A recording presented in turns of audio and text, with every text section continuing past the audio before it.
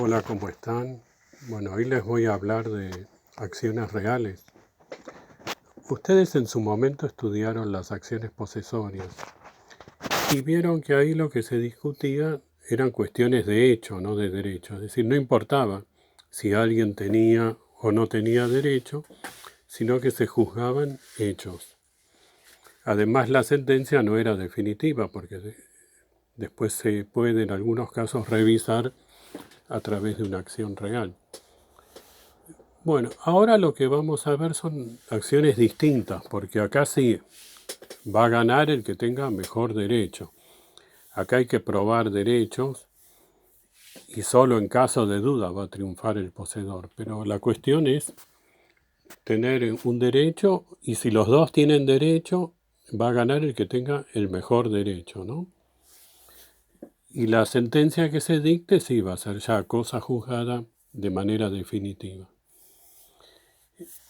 En el libro cuarto, es decir, dedicado a los derechos reales, hay 4 acciones reales: la reivindicatoria, la negatoria, la confesoria y la de deslinde.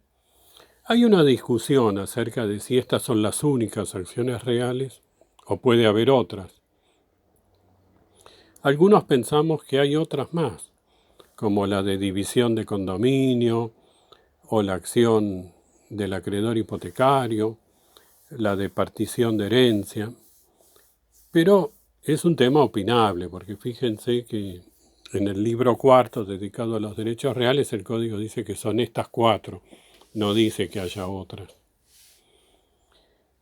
Bueno, como les dije, acá se van a discutir derechos, ¿no? Es decir, que va a haber que probar también. Y después vamos a hablar de la prueba, pero si alguien quiere triunfar en una acción real, obviamente va a tener que probar para vencer a su rival, ya que su rival, por hipótesis, tiene algo muy importante, que es la posesión. Y vamos a ver lo importante que es ser poseedor en un juicio de este tipo. Las acciones reales sirven para proteger a los derechos reales, ¿no? Y como ustedes saben, como son justamente acciones reales, gozan de atributos muy importantes, como el ius preferendi y el ius persequendi, que son típicos de los derechos reales. Pero también se puede reclamar la indemnización del daño. En algunos casos la indemnización es complementaria. Supongamos que alguien me despojó de mi casa y estuvo un tiempo, entonces yo lo demando, gano el juicio con una acción reivindicatoria y recupero mi casa. Es decir, se protege mi derecho real. Pero además me causó un perjuicio. Todo el tiempo que estuvo ocupando mi casa me causó un daño. Me privó de rentas o me causó otro tipo de daño. Los frutos. Puedo pedir entonces la indemnización complementaria del daño que sufrí. Pero en algunos casos, lo único que voy a poder pedir es la indemnización. La indemnización es sustitutiva. A veces ustedes estudiaron cosas muebles y cuando la cosa mueble hubo un desprendimiento voluntario y pasa a manos de un adquirente de buena fe y a título oneroso, el dueño ya no la puede recuperar. Entonces la única chance que le queda es reclamarle a quien lo colocó en esta situación la indemnización del daño que sufrió en reemplazo de la cosa que ya no puede recuperar. Y estas acciones son imprescriptibles. Claro que se pueden detener ante la usucapión del poseedor, pero la acción real en sí misma no prescribe. Si esto ocurrió hace 40 años, todavía, si se dan los requisitos, voy a poder demandar. Vamos a comenzar por la más importante de las 4 que nombré, que es la acción reivindicatoria. ¿Quiénes están legitimados para iniciar la acción reivindicatoria? Los titulares de derechos reales que se ejercen por la posesión. Aquí entran casi todos los derechos reales. El dueño, el condómino, el usufructuario, el usuario, el habitador, etc. Titulares de derechos reales que se ejercen por la posesión. Y también, esta es una novedad que trae el código, el acreedor hipotecario. Y debe haber desapoderamiento, es decir, el titular del derecho real debe haber sido privado de la posesión. Si fue privado de la posesión de manera indebida, tiene entonces la posibilidad de iniciar la acción reivindicatoria para recuperar. Lo mismo puede ocurrir con un acreedor hipotecario, porque si el inmueble está hipotecado y está en poder de un intruso, eso al acreedor hipotecario no le conviene, lo perjudica. Entonces él también está legitimado para iniciar la acción y recuperar la posesión que va a ir a manos del titular del derecho real que se ejerce por la posesión. Por ejemplo, un dueño. No se va a quedar el acreedor hipotecario con el inmueble. ¿A quién se demanda? Es decir, ¿quién es el legitimado pasivo? En general, y lo normal es que sea un poseedor, ya que hubo desapoderamiento, demandamos al poseedor para recuperar la posesión. Este es el efecto normal. Sin embargo, también dice el código que se puede demandar al tenedor. Por ejemplo, un locatario. Esto lo permite el código. A ver, hay dos posibilidades. Que el tenedor tenga la cosa para otra persona o para el propio reivindicante. A ver, supongamos que a mí me despojaron. Hay alguien que se apoderó de manera ilegítima de la posesión. Y el intruso, se lo alquila a otro el inmueble. Ahí tenemos un tenedor que posee para otro. Bueno, yo quiero recuperar la casa, ¿no? Entonces veo que hay alguien en el inmueble, que yo no sé quién es, pero es el tenedor. Y lo demando al tenedor. ¿Qué tiene que hacer el tenedor? Indicar para quién está poseyendo. Entonces la demanda se va a enderezar contra el verdadero poseedor. Esto es lo que se llama nominatio autoris. Ahora, si no lo hace, se va a dictar la sentencia contra el tenedor. Pero hay un poseedor que debió ser demandado y no lo fue. Yo no lo demandé porque no lo sabía y el tenedor no me lo dijo. ¿Qué pasa con la sentencia? ¿Hace cosa juzgada contra el poseedor? ¿O tengo que ahora volver a demandar al poseedor? En mi opinión, haría cosa juzgada, porque si él le dio la tenencia del inmueble a un tenedor y el tenedor no le avisa del juicio, yo no tengo la culpa que se haga cargo quien eligió al tenedor. Además, fíjense que engorroso, si no tengo que demandar primero al tenedor, el tenedor maliciosamente no me dice nada y no me oculta quién es el poseedor, y después de tramitar un juicio, después volver a demandar al poseedor y no termino más. Y esto sería un premio a quienes actúan de mala fe. Pero hay quienes opinan diferente porque dicen que el artículo 18 de la Constitución garantiza la defensa en juicio y que no se puede perjudicar a quien no fue parte en el juicio y no se pudo defender. La otra alternativa es que el tenedor posea para mí, tenga la cosa para mí. Supongamos que yo tengo un locatario, un depositario, un comodatario. Lo puedo demandar con la acción que emerge del contrato. Si es un inquilino, por ejemplo, y se venció el contrato o no paga el alquiler, tengo la acción de desalojo, que es una acción personal. Lo mismo contra un comodatario. Pero el código también permite, para estos casos, la acción reivindicatoria, con la ventaja que la acción reivindicatoria, como les dije antes, es imprescriptible, porque las acciones que nacen de contratos prescriben. En cambio, la reivindicatoria no, y eso es una gran ventaja, que era un tema que antes estaba discutido. Ahora el código aclara que no hay inconveniente y se puede demandar al tenedor que tiene la cosa para el propio reivindicante. En el caso de los automotores, alguien puede ser titular de un auto sin necesidad de ser poseedor, porque lo que importa es la inscripción en el registro. ¿Se acuerdan que es constitutiva? Entonces, quien inicia la acción reivindicatoria podría demandar, en este caso, a quien tiene el auto inscripto a su nombre. No hace falta que sea poseedor o tenedor, sino que tenga la inscripción registral. Ese va a ser el demandado. Finalmente, como ustedes saben, lo que se reivindica es una cosa, la cosa que es el objeto del derecho real. Bueno, el código aclara que se puede reivindicar toda la cosa o una parte de la cosa, porque también el desapoderamiento, el despojo, puede ser parcial. Entonces voy a demandar aquello de lo que fui privado. Y después vamos a volver sobre esto cuando veamos qué pasa cuando hay un condominio, es decir, que son varios los que pueden iniciar la acción reivindicatoria. Otra acción, entonces, que tenemos en el código es la llamada acción negatoria.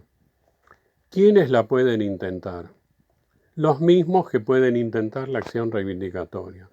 Titulares de derechos reales que se ejercen por la posesión y acreedor hipotecario.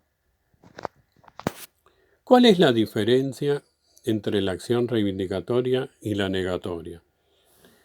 Bueno, la principal y básica diferencia es que en la acción reivindicatoria hubo desapoderamiento. En cambio, en la acción negatoria no se llegó al desapoderamiento. Hubo un acto del demandado que no llegó a desapoderar, es decir, lo que se conoce por turbación, ¿no? El código da ejemplos. Y el caso típico es cuando alguien se arroga el ejercicio de una servidumbre indebida.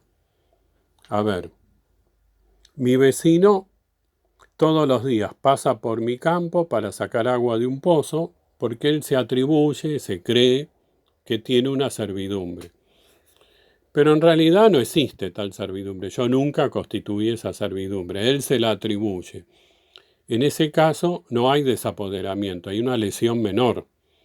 Entonces no voy a demandarlo con la acción reivindicatoria, sino con la negatoria, para que cese en ese acto que a mí me está perturbando. También otra situación que puede darse es que la acción se utilice para reducir a sus límites el ejercicio de un derecho real. Supongamos que mi vecino sí tiene la servidumbre. Yo constituí una servidumbre de paso. Pero en el contrato pactamos que solo puede pasar a la mañana y a pie. Y resulta que él pasa a la mañana, a la tarde, a la noche, a pie, a caballo, en auto. Bueno, ahí tampoco hay desapoderamiento, hay un exceso. Entonces yo puedo iniciar la acción negatoria para reducir esa servidumbre a sus verdaderos límites. ¿Sí? Este es un ejemplo, pueden darse otros casos. Lo que debe haber es una lesión menor al desapoderamiento, lo que se conoce por turbación. Ahí entonces inicio contra quien es el autor de este hecho la acción negatoria. En la acción reivindicatoria hay ius persequendi. Yo puedo demandar al poseedor, y si el poseedor le pasó la cosa a otra, al sucesor, y al sucesor del sucesor, y así sucesivamente, porque en principio tengo el ius persequendi. En la acción negatoria, como no hay desapoderamiento, yo no perdí la posesión, no tiene sentido el ius persequendi, solo puedo demandar al autor de la turbación, o, si son varios, a los autores de la turbación. Y si el autor se muere, a sus herederos, ¿no? ¿Qué tengo que probar? Que soy titular de un derecho real que se ejerce por la posesión. Pero no necesito probar, por ejemplo, que no hay una servidumbre que el otro dice que tiene. Porque el dominio, ustedes recuerdan, se presume que es libre. Entonces, quien dice tener una servidumbre carga con la prueba de que la servidumbre existe. En este caso se invierte la carga de la prueba. Si yo pruebo que soy titular de un derecho real, es el otro el que tiene que probar que tiene la servidumbre, es decir, que mi dominio es imperfecto, que está sufriendo una carga real. Como les dije antes, también el acreedor hipotecario podría intentar la acción. Pues supongamos que mi vecino se atribuye una servidumbre que no tiene y mi casa está hipotecada. A mi acreedor hipotecario no le conviene que mi vecino se atribuya una servidumbre, porque eso le quita valor al inmueble. Entonces él también podría iniciar entonces la acción negatoria para que cese ese acto de turbación, ese o cualquier otro que perjudique al inmueble, ¿no? La tercera acción real que menciona el código es la acción confesoria. ¿Quiénes la pueden ejercer? También titulares de derechos reales que se ejercen por la posesión y también el acreedor hipotecario. El tema es cuándo se puede iniciar la acción confesoria, porque es un caso distinto, obviamente, al de los dos que ya vimos, porque si no, no tendría sentido. Dice el código que se puede intentar la acción confesoria cuando se impide ejercer derechos inherentes a la posesión. Es decir, cuando me impiden ejercer derechos inherentes a la posesión. Y para saber qué son estos derechos inherentes a la posesión, tenemos que ir al capítulo 3 del título 2 de este libro cuarto, donde se trata los efectos de las relaciones de poder. Y ahí encontramos el artículo 1932. ¿Qué dice el artículo 1932? Que el poseedor y el tenedor tienen derecho a ejercer las servidumbres reales que corresponden a la cosa que constituye su objeto, y también tienen derecho a exigir el respeto de los límites impuestos en el capítulo 4, título 3 de este libro. ¿Qué quiere decir esto? Cuando alguien es poseedor o tenedor de una cosa, tiene derechos y obligaciones que son inherentes a la posesión o a la tenencia. Derechos y obligaciones inherentes a la posesión quiere decir que se los tiene con la posesión y se dejan de tenerlos cuando se deja de ser poseedor. Están vinculados a la cosa. Y el código dice que son dos los derechos inherentes a la posesión. Las servidumbres. Entonces, si yo soy, por ejemplo, dueño de un inmueble y tengo a favor una servidumbre de paso sobre el inmueble de mi vecino, es decir, soy dueño del fundo dominante. Mi vecino pone un alambre para que yo no pueda ejercer la servidumbre de paso o algún obstáculo. Me está impidiendo ejercer un derecho inherente a la posesión. Entonces lo puedo demandar con la acción confesoria para restablecer el ejercicio de la servidumbre. En el caso que vimos antes de la acción negatoria, un vecino se atribuía una servidumbre que no tenía. Ahora acá es al revés, la servidumbre existe, pero el titular del fundo sirviente, el que soporta la servidumbre, la impide. Entonces el otro lo puede demandar con la acción negatoria. Ahí se impide ejercer un derecho inherente a la posesión. Y el otro derecho inherente a la posesión son las limitaciones al dominio, que ustedes también estudiaron. Así, por ejemplo, un vecino tiene la obligación inherente a la posesión, lo cual es un derecho para el otro, de no hacer ruido, olor, luminosidad, que excedan la normal tolerancia, ¿se acuerdan? Bueno, entonces si un vecino hace un ruido que es insoportable, yo podría demandarlo con la acción confesoria, porque está impidiéndome a mí ejercer un derecho inherente a la posesión. Porque la obligación que él tiene, la limitación de no hacer ese ruido insoportable, es un derecho para mí. Entonces, al estar impedido el derecho, tengo expedita la acción confesoria. ¿A quién demando con la acción confesoria? Y bueno, al autor del obstáculo, a quien me está impidiendo ejercer el derecho inherente a la posesión. Si son más de uno, a todos, y en el caso de fallecimiento, como vimos antes, se puede demandar a los herederos. Como les vengo diciendo, para ejercer una acción real hay que ser titular de un derecho real. Y además les dije que hay que probar la titularidad. Pero vamos a ver un caso especial, que es el de aquel adquirente que no tuvo la tradición. Supongamos que yo le vendo a alguien mi casa. ¿Cuándo ese señor adquiere el derecho real? Cuando tiene título suficiente y tradición.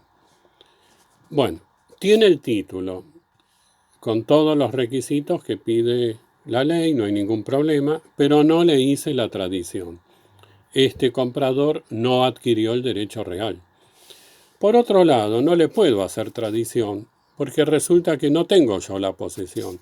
Hace unos años fui despojado por un intruso, que es el verdadero poseedor. Yo mal le podía hacer la tradición si yo no tengo la posesión, porque se acuerdan que un requisito para que haya tradición es el de la posesión vacua, es decir, que no haya contradictor. Entonces, este comprador tiene un derecho personal, no tiene todavía un derecho real. Él me puede demandar a mí para que le entregue la cosa. Yo tendría que demandar al usurpador para que me la dé a mí, así yo después se la puedo dar al comprador. Hay doble juego de acciones que además pueden prescribir, porque las acciones personales prescriben. Entonces se viene discutiendo desde hace mucho, porque también podría subrogarse el comprador en mi lugar y demandar al usurpador, pero la acción subrogatoria no le es tan útil porque sirve para que la cosa vuelva al patrimonio del subrogado. Él después tendría que volver a demandarme. Se plantea entonces la discusión si podría el comprador que no tuvo la tradición, es decir, que no es titular de un derecho real, demandar directamente él al poseedor con la acción reivindicatoria. En contra de esto se puede decir que no es titular de un derecho real, entonces no puede intentar una acción real. Pero buena parte de la doctrina desde hace tiempo sostiene que es posible, en especial de un antiguo fallo plenario de la Cámara Civil que se llama Arcadini contra Maleca. En ese fallo, donde intervinieron autores de mucho prestigio como Borda y Llambías, resolvieron que sí, que era posible, porque dijeron que en la compra-venta se está cediendo la acción reivindicatoria. Es decir, no hubo una cesión, porque si la hay, no hay ni siquiera discusión. La acción reivindicatoria se puede ceder. Acá lo que hubo es una compraventa. Yo vendí mi casa. Pero lo que dijeron los jueces es que en toda compraventa, tácitamente, es decir, aunque no digan nada, de manera tácita, están cediendo la acción reivindicatoria. Si yo vendo mi casa, aunque no lo diga, le estoy dando al comprador todas las herramientas, todas las acciones que yo tengo sobre esa casa. Entonces le estoy cediendo la acción reivindicatoria. Y el cesionario, como ocupa el lugar del cedente, entonces está habilitado para reivindicar. No habría ningún inconveniente. Esta es una doctrina que rige desde hace muchos años y que ha tomado carta de ciudadanía, que casi todos la aceptan, salvo alguna excepción. Entonces el adquirente que no recibió la tradición podría iniciar la acción real aún sin ser él titular de un derecho real, ¿sí? Otro caso especial que puede producirse es cuando hay un condominio. Hay dos posibilidades. Supongamos que hay 3 condóminos. Los 3 tienen la coposesión, es decir, comparten la posesión de la cosa. Cada uno posee respetando el derecho igual que tiene el otro. Ahora, podría ocurrir que uno de los condóminos excluya a los otros. Es lo que se llama interversión de título, porque él tenía derecho a coposeer y ahora posee de manera exclusiva, sin los demás. Es el único poseedor. Intervirtió el título. Bueno, aquí los otros condóminos lo pueden demandar con la acción reivindicatoria para volver todo al estado anterior y para que sigan compartiendo la coposesión como era antes, ¿no? Otra posibilidad es que un tercero excluya a todos los condóminos. Es decir, los 3 perdieron la posesión porque ahora hay un tercero que es el poseedor exclusivo. Una posibilidad es que todos se pongan de acuerdo, los condóminos, y todos juntos inicien la acción reivindicatoria contra el tercero. Si ganan el juicio, van a recuperar la coposesión y van a seguir coposeyendo la cosa igual que antes. Ahora, podría ocurrir que un condómino quiera demandar y los otros no le prestan atención, no tienen ganas, no les interesa, no colaboran. ¿Puede uno solo iniciar la acción reivindicatoria? Sí, sin duda. Aunque los demás no quieran, un solo condómino lo puede hacer. ¿Y qué puede hacer el condómino que decide demandar él solo? Puede elegir demandar toda la cosa o solo una parte, dice el código. Si demanda toda la cosa, recupera la posesión que va eso a favorecer a los restantes condóminos, ¿no? Ahora, si se limita a su parte, se va a producir una situación extraña, ya que él puede poseer en la medida de su derecho, va a compartir la posesión de la cosa con un extraño. Yo creo que es mucho más conveniente, más interesante que demande toda la cosa y no que limite su acción a una parte. Pero lo cierto es que el código le da la opción, él decide. Aclara el código que la cosa juzgada solo beneficia a aquellos que pudieron ser parte en el juicio, no a quienes no participaron, lo cual responde a lo que dice el artículo 18 de la Constitución Nacional, que asegura el derecho de defensa en juicio, ¿no? Como les dije antes, la acción reivindicatoria goza del ius persecuendi, es decir, el derecho de persecución respecto de la cosa que yo puedo ir en manos de quien la tenga en ese momento. Sin embargo, vamos a ver que la acción reivindicatoria tiene algún límite.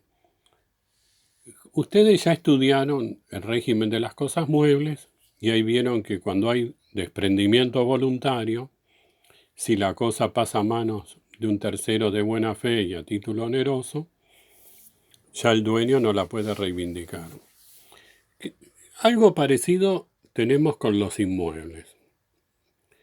Supongamos que yo le vendo mi casa a alguien, pero yo no se la quise vender. Me puso un revólver en la cabeza y me obligó a vender. Ahora este señor es el nuevo dueño, pero el acto es nulo, ¿no? Bien, yo puedo demandar la nulidad del acto y entonces voy a recuperar el inmueble. De esto no hay ninguna duda, la nulidad vuelve todo para atrás. Ahora, ¿qué pasa si le vende el inmueble a un tercero? Bueno, acá hay un límite a la acción reivindicatoria, porque si el tercero es de buena fe y a título oneroso, yo ya no lo puedo demandar, es decir, no voy a tener éxito en la acción. Si reúne estos requisitos de ser de buena fe y a título oneroso, supongamos que él no sabía que el que le está vendiendo me había puesto un revólver en la cabeza y así fue que se hizo dueño. Puede no saberlo, ser de buena fe, no estar a su alcance determinar eso. Entonces yo ya no puedo reivindicar contra este tercero de buena fe. Lo único que puedo hacer es demandar a quien me obligó a vender, al titular del acto nulo, a que me indemnice el daño causado, pero nada más. Esto está claro en el código. Ustedes tienen el artículo 392. Dice, todos los derechos reales o personales transmitidos a terceros sobre un inmueble o mueble registrable por una persona que ha resultado adquirente en virtud de un acto nulo. Acá está, el señor B de la Filmina es el adquirente en virtud de un acto nulo. Dicen, quedan sin ningún valor lo que haga este señor. Y se le puede reclamar al tercero, excepto contra el subadquirente de derechos reales o personales de buena fe y a título oneroso.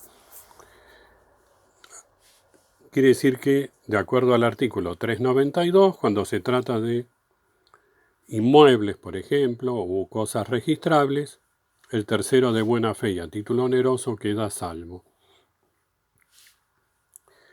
Ahora, puede haber otra situación, que es lo que se conoce como venta de cosa ajena, venta non domino. Es decir, si a mí me ponen un revólver en la cabeza, yo participé del acto. Mi voluntad estuvo viciada, pero yo estuve ahí. Ahora, supongamos que mientras yo estoy ahora hablando con ustedes, alguien se hace pasar por mí y vende mi casa. Tiene un DNI falso o un poder falso y se las ingenia para vender mi casa. Ahí yo ni siquiera participé. Eso que hace este señor es una venta de cosa ajena, pero yo no estuve ahí, no participé. Esa venta que hace alguien de mi casa sin que yo participe, me es inoponible, porque yo no participé. Entonces se llama ahora, según el código, acto inoponible, ¿no? Y la última parte del artículo 392 dice, los subadquirentes, es decir, el tercero, no pueden ampararse en su buena fe y título oneroso si el acto se ha realizado sin intervención del titular del derecho, es decir, sin mi intervención. Entonces alguien se hace pasar por mí y vende mi casa, y la adquiere un tercero, que es de buena fe y a título oneroso. Yo lo demando al tercero y ahora gano yo. Vimos antes que si el acto era nulo yo no podía ganar, pero acá sí, porque no se aplica lo que dice el artículo 392 cuando el verdadero dueño, es decir, yo, no participé. Me es inoponible todo lo que ocurrió. Entonces, aunque el tercero sea de buena fe y a título oneroso, si yo lo demando, puedo reivindicar, porque él no puede invocar el artículo 392. Y además, fíjense, hay una razón muy evidente por la que él no puede invocar el artículo 392. El que adquiere de un no titular, es decir, de quien no está legitimado, un falso dueño, ¿qué clase de título tiene? Tiene un justo título. ¿Se acuerdan, no? Y el que tiene un justo título, ¿cuándo queda a salvo de la acción reivindicatoria del propietario? Cuando transcurren 10 años de posesión. Se necesitan 10 años. Entonces, si se aplicara el 392, no harían falta los 10 años. Entonces, nunca habría posibilidad de prescripción breve. Y en el código hay que interpretar todas las normas de manera armónica. Entonces, cuando ocurre esto de que se transmite por quien no fue el verdadero titular, el tercero está expuesto a la acción reivindicatoria, no lo va a poder impedir, salvo que transcurran 10 años, porque ahí consolida su situación a través de la prescripción breve que ustedes ya estudiaron, ¿no? ¿Estamos de acuerdo? La regla entonces es que nadie puede transmitir un derecho mejor o más extenso que el que tiene. La excepción es la que está en el artículo 392 para el caso de los actos nulos. El código trae normas interesantes en materia de prueba, tanto para inmuebles como para cosas muebles, y me voy a detener, porque requieren alguna explicación, en el artículo 2256 que se refiere a inmuebles. Yo les dije al principio que cuando se trata de acciones reales y demandamos a un poseedor, el que lo demanda al poseedor carga con la prueba. ¿Por qué? Primero porque es una regla del derecho procesal que el actor carga con la prueba. Pero además, el poseedor es muy fuerte porque es poseedor. Entonces yo para recuperar la cosa de un poseedor, tengo que probar que tengo un derecho mejor que el de él. Y si él tiene derecho, mi derecho tiene que ser mejor. Es decir, pruebo que tengo derecho y si hay derecho del otro lado, mi derecho tiene que ser mejor. Porque hay una regla que viene del derecho romano, que se aplica acá, que dice que en igualdad de condiciones triunfa el poseedor. Es decir, que tengo que probar que soy mejor que él, que mi derecho es mejor. Bueno, pueden presentarse distintas situaciones. Una alternativa es que el poseedor no tenga título. Es decir, yo adquirí un inmueble, tengo el título suficiente y hay un poseedor que carece de todo título. Ahí ustedes ven en la filmina, pongo un ejemplo. Hay alguien que posee desde el año 2017. Yo adquirí el inmueble en el año 2018, después de que este señor es poseedor. Bueno, en este caso, mi título no me alcanza. Fíjense, es muy obvio por qué no. Porque yo no adquirí el derecho real. No lo pude haber adquirido porque no me pudieron hacer la tradición, si ya hay un poseedor en el inmueble. Ahora, no estoy perdido. Lo que dice el código es que ese título me es insuficiente. ¿Qué tengo que hacer? Tengo que buscar títulos de mis antecesores, hasta dar con uno que sea de fecha anterior a la posesión del demandado. Por ejemplo, el que me transmitió a mí adquirió en el año 2015. Ese señor, que era dueño en el 2015, en el 2017 pudo haber demandado al poseedor con la acción reivindicatoria. ¿Se acuerdan que cuando alguien adquiere un inmueble, les dije, el que transmite cede la acción reivindicatoria?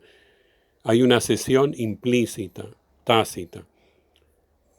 Bueno, aplicando eso a este caso, yo adquirí en el 2018, no adquirí el derecho real, porque no tuve la tradición. Pero quien me transmitió a mí sí, era titular, era poseedor y estaba legitimado para iniciar la acción reivindicatoria. Y él ahora me la está cediendo. Entonces, si yo acompaño un título que sea de fecha anterior, uno o más, los que sean necesarios, hasta dar con uno de fecha anterior, ahí el problema estaría solucionado y yo puedo demandar al poseedor. Y seguramente voy a triunfar salvo que el poseedor pruebe que lleva más de 20 años de posesión y que invoque la prescripción adquisitiva. Otra situación que puede darse es que tanto el actor, el que reivindica, como el demandado tengan título. Y podría ser que el título emane del mismo antecesor. A ver, alguien le vende a una persona un inmueble en el año 2017, como ustedes ven en la filmina. 2 años después, en el 2019, se lo vende a otra persona y le entrega la posesión. Esta persona ahora tiene título y modo, es decir, adquirió el derecho real. Entonces, si el que adquirió primero demanda al que adquirió después, ¿quién gana? Bueno, dice el código que gana el poseedor actual, porque es el que tiene título y modo. No importa que mi título sea de fecha anterior, porque el otro adquirió el derecho real. Pero con una condición va a ganar el que tenga el título y la posesión. Tiene que ser de buena fe, es decir, no haber sabido que había una transmisión anterior, porque si lo sabía sería de mala fe y entonces no gozaría de protección. Ahora, si es de buena fe, va a ganar, es decir, gana el poseedor. Es decir, gana el primero que recibió la posesión, que en este caso sería el que adquirió después. La buena fe obviamente es muy importante. Y hay que tener en cuenta un detalle. Supongamos que en el año 2017, cuando adquirió el señor A, no se le hizo tradición, no adquirió el derecho real. Pero ese título, supongamos que se inscribió en el registro de la propiedad. En el año 2019, el que adquiere no podría nunca ser de buena fe, porque el registro le está avisando que ya hubo una transmisión. Mal podría entonces él adquirir y ser de buena fe. Por eso hay que armonizar esto con las normas de publicidad registral. Lo que hace muy difícil que alguien adquiera después y sea de buena fe, porque por hipótesis el título debió haberse inscrito en el registro y entonces es oponible a terceros. Podría darse un caso raro de que el registro no lo haya informado, en cuyo caso el registro, que es el Estado, asumirá una responsabilidad. Pero son situaciones muy excepcionales.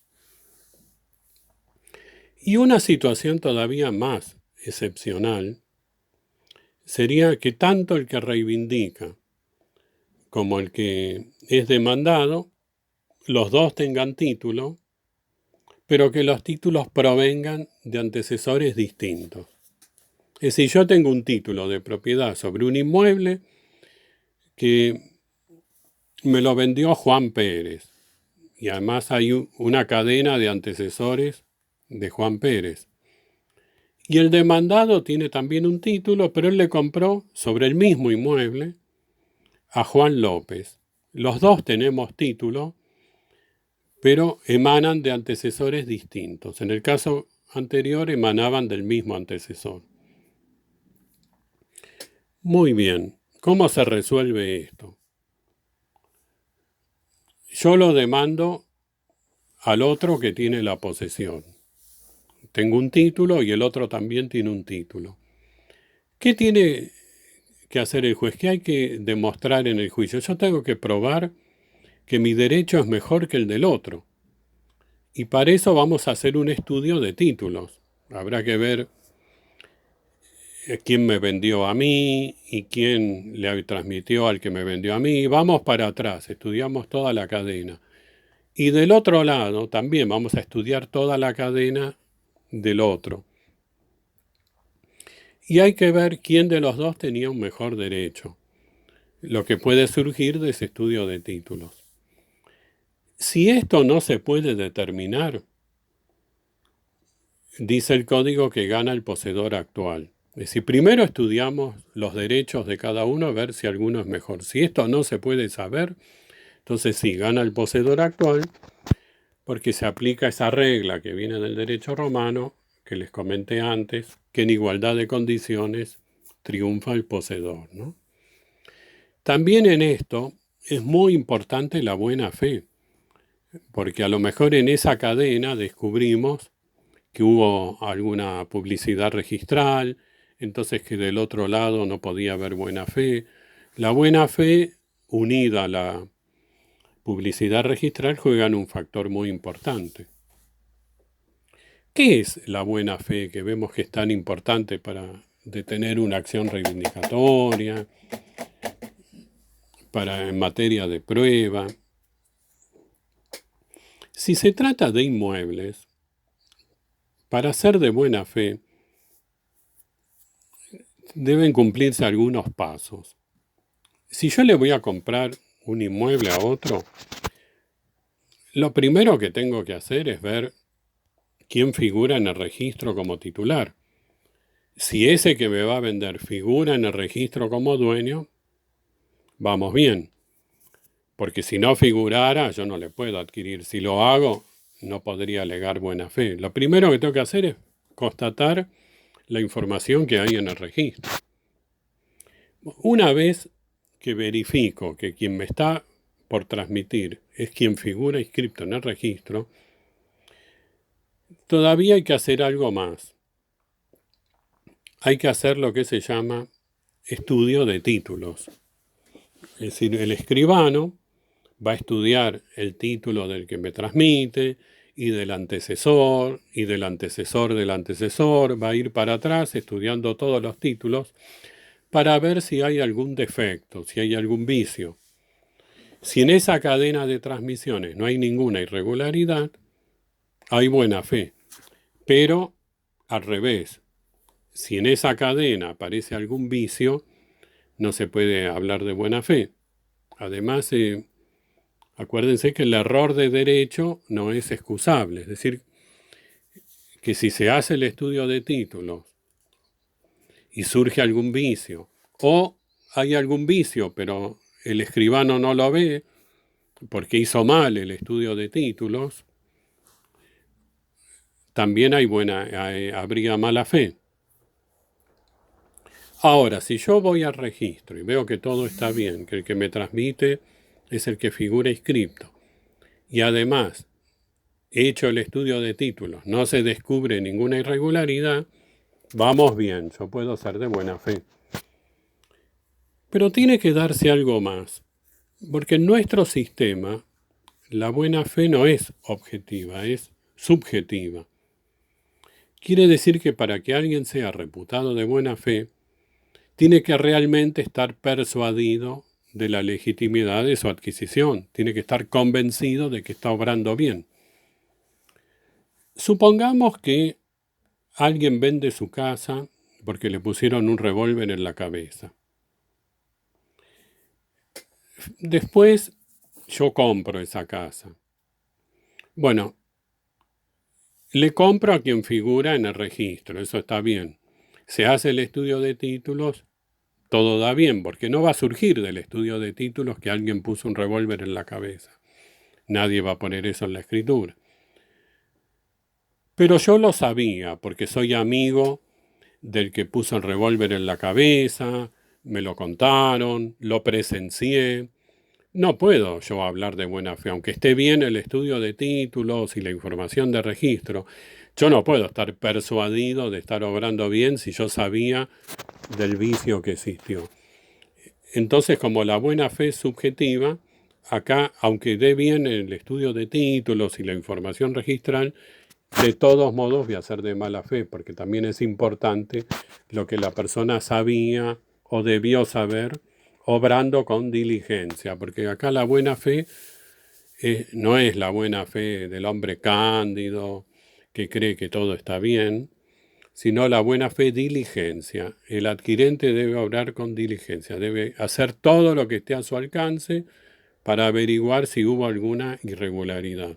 Si he hecho todo esto, todo está bien, como les dije antes, hay buena fe. Nos queda finalmente la acción de deslinde. Esta acción se puede utilizar cuando hay incertidumbre en el límite que separa un inmueble de otro. Supongamos que yo soy vecino de otra persona y corro los mojones, corro el alambrado. Ahí hay desapoderamiento. Si hago eso, el otro me puede demandar con la acción reivindicatoria para volver el límite a donde corresponde. La acción de deslinde, en cambio, sirve cuando hay incertidumbre, hay una zona confusa, no se sabe bien cuál es el límite y hay que investigar para fijarlo. No hay desapoderamiento, sino que hay una confusión. Entonces queremos saber, mi vecino y yo, dónde corresponde exactamente establecer el límite entre los dos inmuebles. Y para eso se van a investigar los títulos, los antecedentes, también otros vestigios, cuestiones de hecho, para que el juez pueda establecer dónde corresponde establecer el límite. ¿Quiénes pueden iniciar esta acción? Todos los titulares de derechos reales. A veces en un inmueble hay más de un titular. Puede haber un dueño y un usufructuario. Bueno, cualquiera de ellos podría iniciar la acción. Si uno la inicia, habrá que citar a los demás. Todos tienen que ser citados al juicio, porque se corre el riesgo de que la sentencia le sea inoponible, ¿no? Y bueno, una vez que se hace toda la prueba, el juez va a dictar sentencia y va a fijar el límite, de acuerdo a la prueba producida.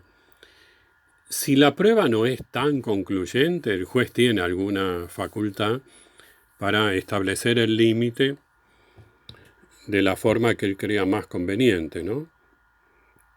Fíjense que dice el código: si no es posible determinar por los vestigios de límites antiguos, por los títulos ni por la posesión, el juez debe distribuir la zona confusa entre los colindantes según fundadamente lo considere adecuado. Es decir, pareciera que el juez acá tiene un margen de libertad y va a utilizar la equidad para establecer cuál es el límite. ¿Qué pasa cuando el límite confuso se da con el Estado?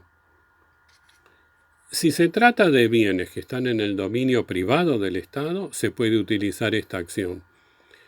No si se trata de bienes que pertenecen al dominio público, porque para eso ya habrá que iniciar un procedimiento administrativo, otro tipo de trámite, pero no esta acción de deslinde.